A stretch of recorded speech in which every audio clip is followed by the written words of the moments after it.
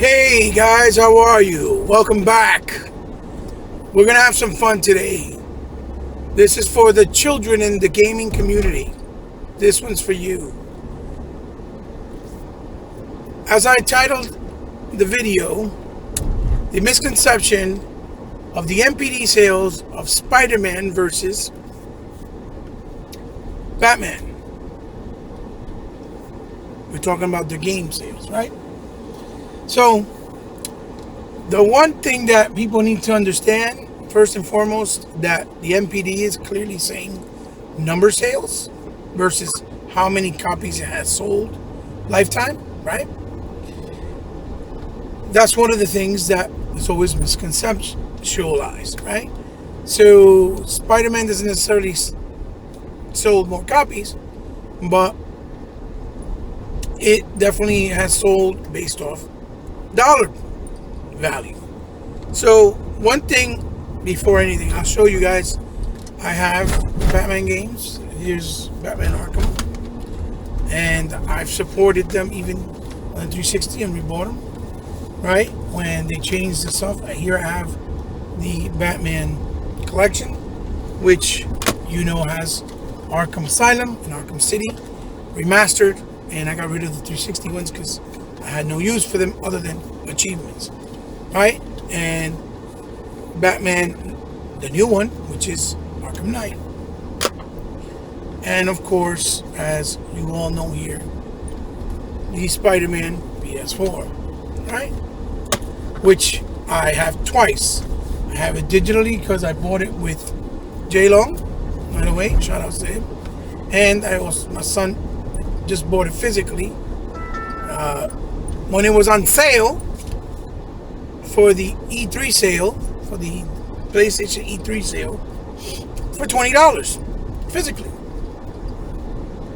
So the first thing I want to point out is everyone has to remember, and if you don't and you have amnesia, I'm going to try to remind you that the Batman games have never had multiple SKUs for the games themselves, as far as bundle collectibles, meaning that it came with statues or it came with a bunch of other stuff, like let's say a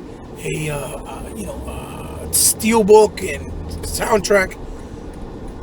All the Batman games in the 360 era, even the re-releases now, have all been single carded. They haven't like a copy of the game. Okay? Spider-Man had multiple SKUs with collectible bundles.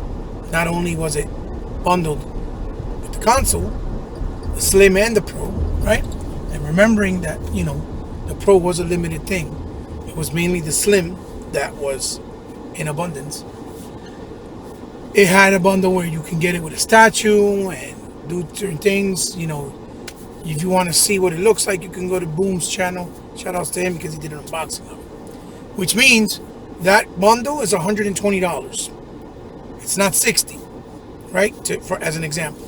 So all those that sold in bundles, it's selling price value, meaning money-wise, double the amount of what you would buy it if you just bought the regular game. That's a difference of sales with money, number one. Because whenever that game sells, if it's selling in the bundle, it's still counted as money value, right?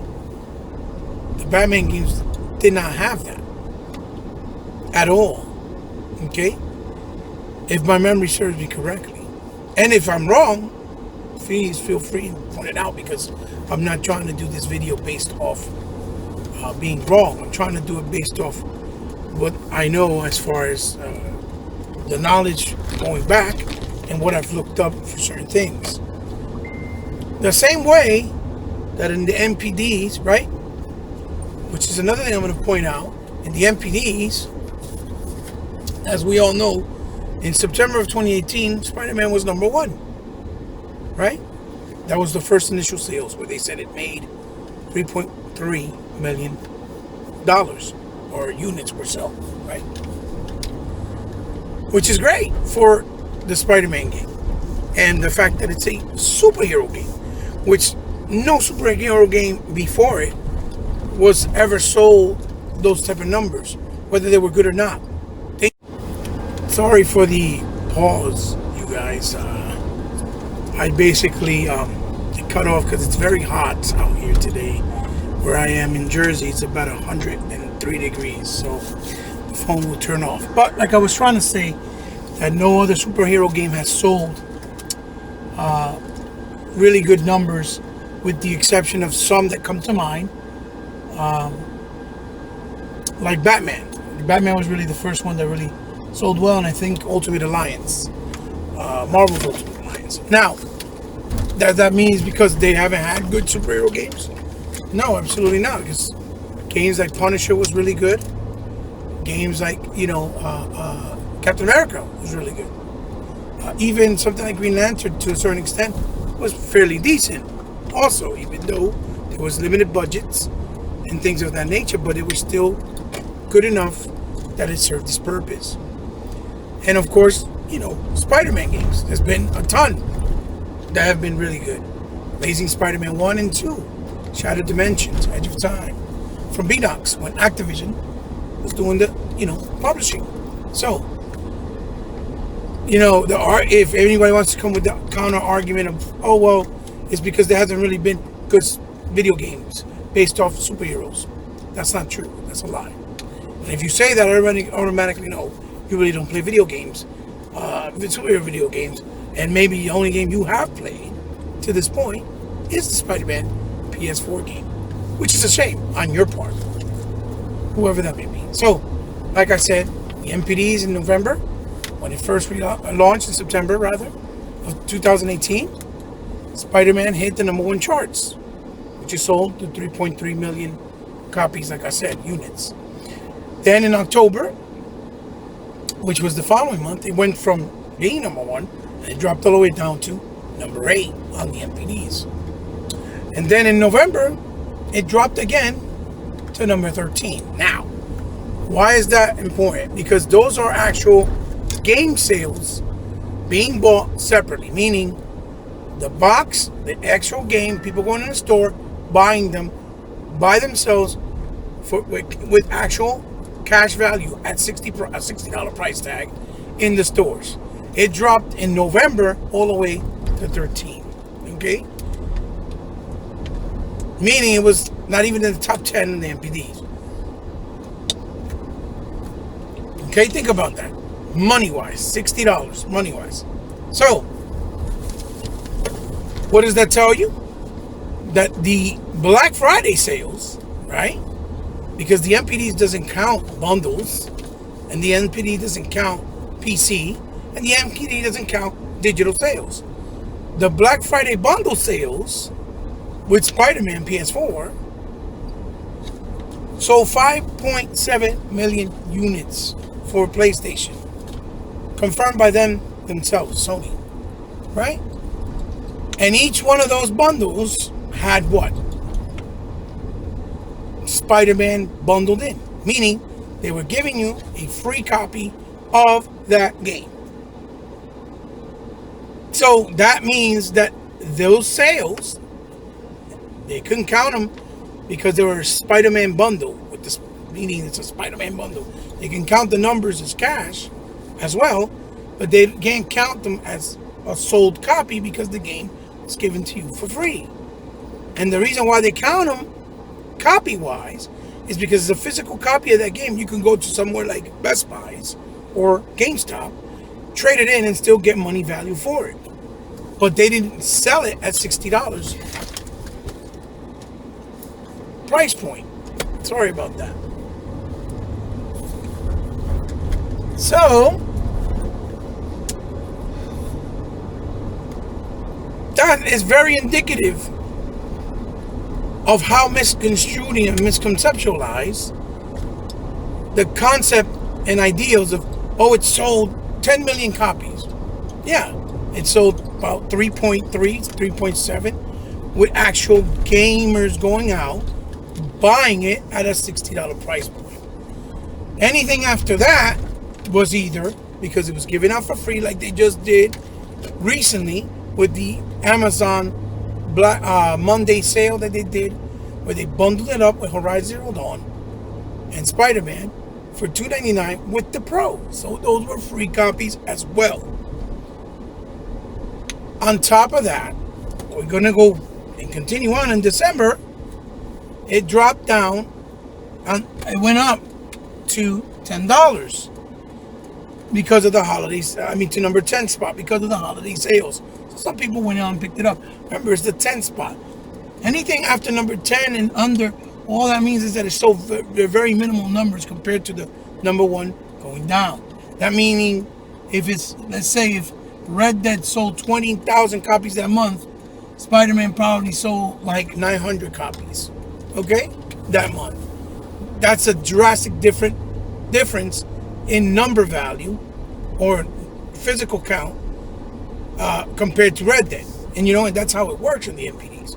We don't really know the numbers, but that's how it is. If Red Dead sold 30,000 once again, and Spider-Man is number 11, that means Spider-Man probably only sold maybe 1,000 copies because it keeps going down and down and down, the numbers. So, in January of 2019, right, it went down to the number 18 spot after the holidays, meaning it wasn't really being bought. Then in February, it went down to the number 20 spot. So it kept dropping and dropping, right? Meaning physical copies were not being bought. And the 20 spot is the lowest number spot on the NPDs. Okay? And then in February and April, it was nowhere to be found on the NPDs. It didn't even hit the charts. In March and April of 2019, it didn't even hit the charts. So that means they weren't buying them anymore at that point. Or it wasn't being sold. It didn't sell enough copies. It wasn't even tracked in the NPDs, right? Then, if you remember, after that April, they did that sale where they put it into $40, which was the first price drop, which they did because they saw no numbers and it didn't hit the charts on the NPD for that month of April and March. So at the end of April, beginning of May, they put it to $40. Okay, that was the first. I remember where Best Buys was promoting it. Then in May, it was in the number 15 spot because it went down to $40. So people started buying it again, trickling it. And then obviously in June of 2019, it went up to the number 7 spot because that's when it was $20 with the E3 sale of 2019. Okay? And, you know, I can attest to that because if you look right here, where it says here, I bought the game, or my son, rather, we bought it, and it is, and if you can see right there,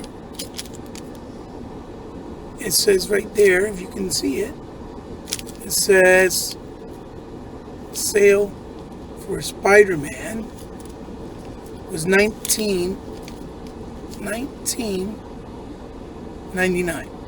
I don't know if you can see it good, but just in case for you guys that are trying to say that I'm a liar and I'm just fucking being a fanboy, okay? Because there's a point to all this. Now, that completely proves the fact of what I've been saying, that the only time the game actually sold was when it went down in price, okay?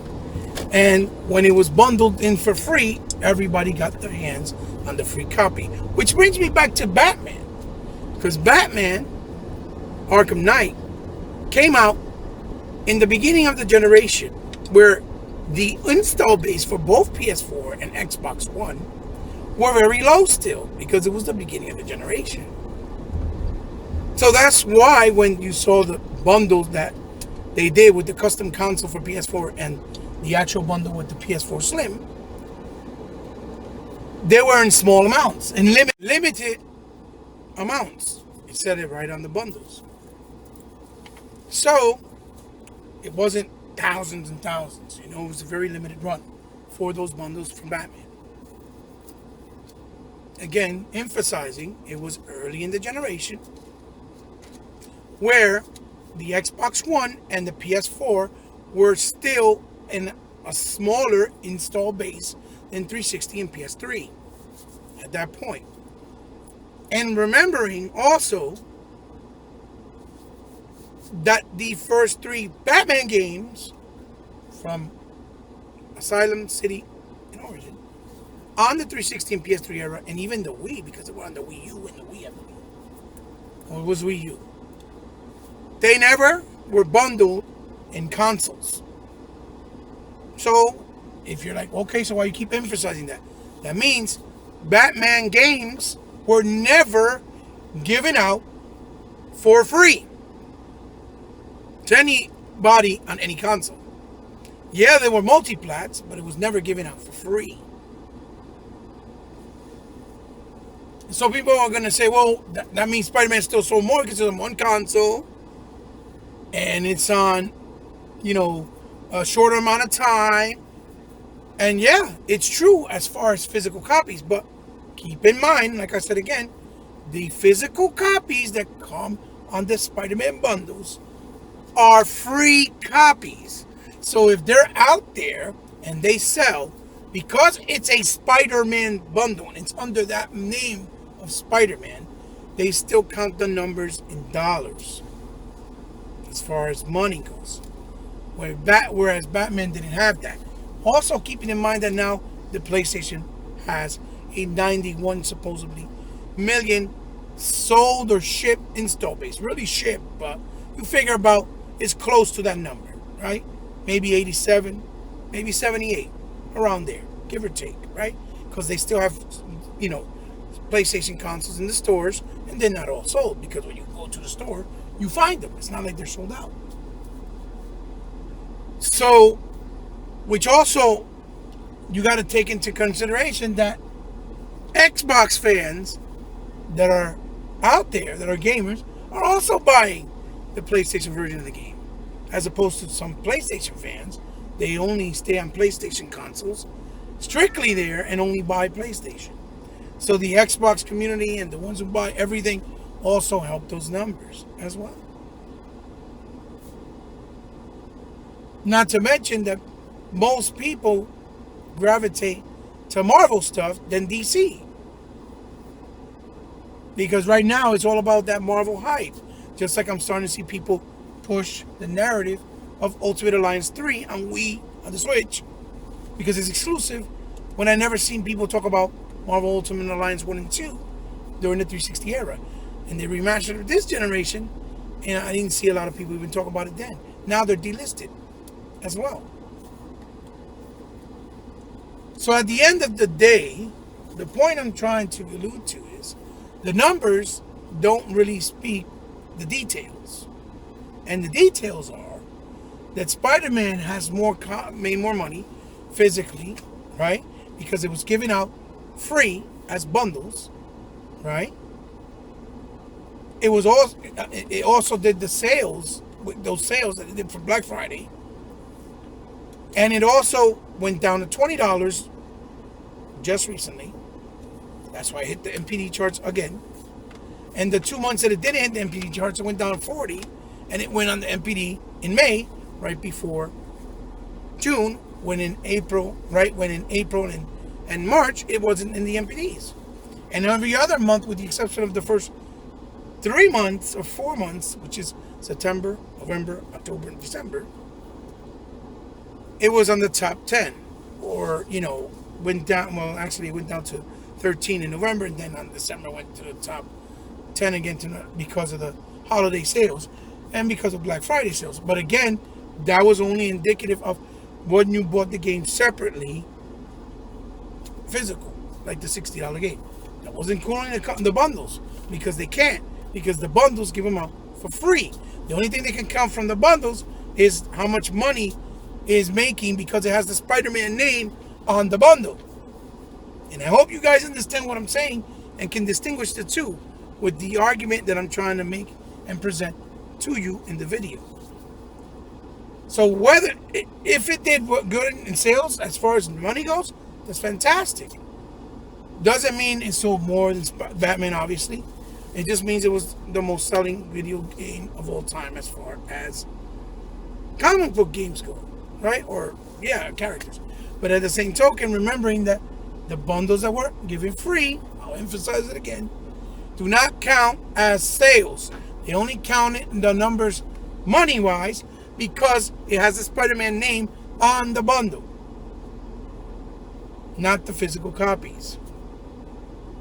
There is a difference between the two. So we need to stop pushing the narrative like it was pushed or like it was there because the game was better than anything before, because it's not the best Spider-Man game, period. There's been others better before. If you played them, you would know this. And it didn't do anything new that wasn't done in other ones before. The only thing it does is that it's running on a new next-gen graphic engine that makes perfect sense because of the fact that that graphic engine is next generation. Also, keeping in mind, right, as another example, it was like when Nintendo released the NES back in the 80s. It packed in Gyromite, Duck Hunt, and Super Mario Brothers. All that money went and was counted as Nintendo console sales with the Mario in it. Okay? But that Mario wasn't sold individually, separately at $60. So Mario didn't earn his stripes by the copies that sold individually. No. It was later that they sold it individually with 2 and 3. It was sold and made that number because it was coming in free, packaging with every console that was sold, which was the NES console. To give you another idea of what I'm trying to say, the difference between it being packed in the console versus it selling separately by itself. Those are diminished returns when you're selling it at $20, when you're giving it away for free, or when you're selling it for $40, or when you're still making a little bit but not as much, or when you're selling it and giving it out for free in the consoles, in the bundles. You're not making profit off the actual game. Okay? So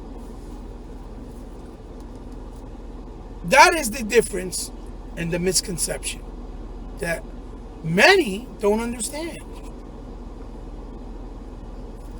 And to give you an idea of how much of a reach that other people are trying to push this narrative with the sales is, Spider-Man had about 40 games since the Atari, maybe 35. And it just hit, for the first time, became a $1 billion franchise with Spider-Man PS4. So it took all those games that it's ever had to hit that spot. Meanwhile, Batman had way less games and was still in the top charts with superhero games since the Atari. It had games, but it was way less than Spider-Man. And you guys can look them up. How many games versus how many games. Which tells you nobody really cared and bought Spider-Man games until the agenda that it was a PS4 exclusive. And don't say, oh, because Marvel was involved, because for you geniuses, Marvel was involved with all the games that Beanox did. That includes Shattered Dimensions, Edge of Time, Spider-Man, Amazing Spider-Man 1 and 2, for example. So that just tells me, if you come in the comment with that answer and that comment, that you're just a fraud as well. And you're ignorant to the situation. So, I hope that clarifies to you guys the differences between sales as far as cash goes and sales as far as physical copies versus a digital copy, or as far as if a game's really selling by itself versus it being given out for free in console bundles. You count it because they're physical, because you can trade them in and get money for them. They're physical. It's a inanimate object that you can hold. That's why it's counted. But it wasn't sold and counted separately as a $60 profit for Sony or Marvel. See, that's the difference. Which none of the Batman games, I'll say it again, on the 360 era or PS3 had bundles of those Batman games. None of them had it. They sold individually, separately. Get your information and your facts right before you start putting out false, ideals because it benefits your channel, or because it's the cool thing to do, or because you want to make your preferred console company look better than another. The only thing that this is great and good for is the fact that the Spider-Man game has now made video games based off comic book as a whole, along with Batman before it, and now the upcoming Avengers game from Square Enix, that it shows that those games are no longer looked as second tier games, that like they're booty, or they're not good quality or high quality, or they don't have good production value. This just brings more awareness to more people that video games based off comic books can be just as good, if not better, than games off an original IP, or like an original IP, an intellectual property. This is good for comic book games as a whole, for the perception of comic book games being garbage, going way back to the time where they first started, which was in the Atari era, with Spider-Man and Batman, because those were the first ones out. Okay, not saying that we haven't had terrible video games based off comic book games. No, that's not what I'm saying. Of course we have. Every generation we have, in any genre and with any intellectual property, there's always a bad game or a mediocre game somewhere in between. It just comes with the territory. It's part of gaming. So guys, real quick, you see that I have this hat on and it's flapping and it looks kind of silly.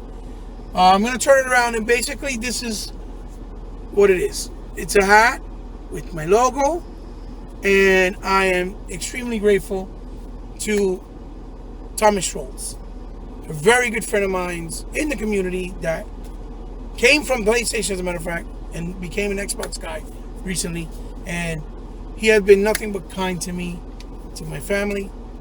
He's been a complete gentleman, an absolute class act. I can't thank him enough. This is really, really something of sentimental value to me, because I've never had really many do things for me like this, to represent my channel and me. This is awesome. This is cool. I could wear it anytime I want, and I wanted to have one and never really got one until now, and it's hard for me to have it on because it's hot. But he went out and did it out of the kindness of his heart, as a gift. So Thomas, for you, salute amigo, thank you for this. Much love, right, from the kindness of my heart, the bottom of my heart rather, and never change, dude, never change, because you really are a gem in this world, and we need more people like you, honestly. I don't know how to even repay you back. And big salute to all those who have done for me as well, which, they know who they are. People like E-Rock, Sega Forever, J-Long, Master Chief, Sir Merkham, Tuckmaster, people like Stick Figures, that always, Megatron, Mr. 100, you know what I'm saying, Tuckmaster, and things like, people like Ghost Rider, 730, the Graphic God, all the guys that have always supported me, Ricardo 101, Ricardo Vasquez, Phase 101, all the guys that have been following me, giving me respect, showing me love, and showing me that they not only respect what I do, but show me that they respect me as an influencer in YouTube, as a gaming historian, and as a gamer in general, to the community, right? All these guys that make it all worth it, whether I get the trolls and the haters, they make it all worth it, and they make it where I don't regret what I'm doing to show people that I, love gaming and love the culture. Guys, big shout out to you. Leave a like, leave a dislike, share it with someone you think might enjoy the video. Let me know what you think in the comments about what I talked about in the topic of this video. And if you're new to my channel, thank you for showing up and coming by. If you subscribe, thank you very much. It means the world to me, because I know you don't have to. But if you do, I consider you part of my family. And one last thing, you guys, I don't know if you realize or know, I'm not really a big channel. I don't have a big subscriber base. I don't have ads, promotions, super chats. I don't have none of that stuff. I'm not even eligible for none of that stuff.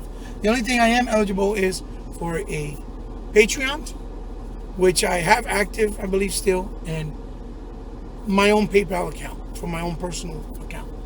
So if you guys like what I do, want to help me out with future content, whether it's game related, toy related, pop culture related, having better camera, better lighting, whatever, from the kindness of your heart, please feel free. You can donate to either two of those things.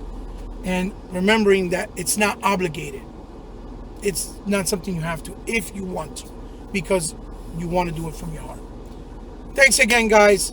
This video was kind of hard to do. I got interrupted multiple times because it's extremely hot and the phone was overheating.